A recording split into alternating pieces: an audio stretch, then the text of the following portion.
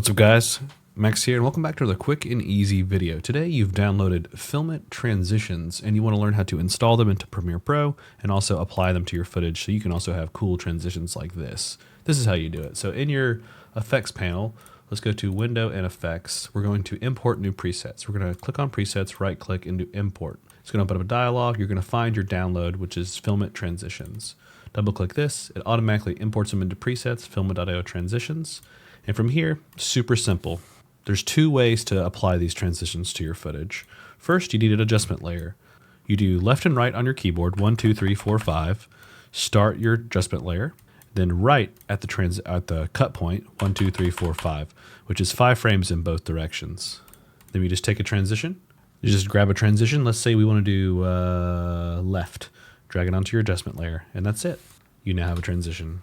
Let's say we want to do zoom in to out. Same thing, drag it onto your adjustment layer. Now there's one more way to do this. All you have to do is the same thing.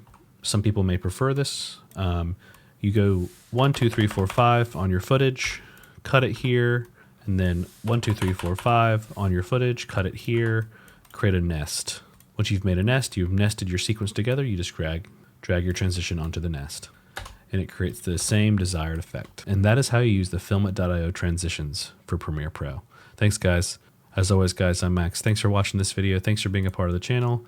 If you are new to the channel, feel free to like and subscribe. Otherwise, I'll catch you guys in the next video. Peace. And right before we finish up, I'll plug it one more time. Feel free to check out Filmit.io. It is a resource for creatives made by creatives, aka me and a small team of developers.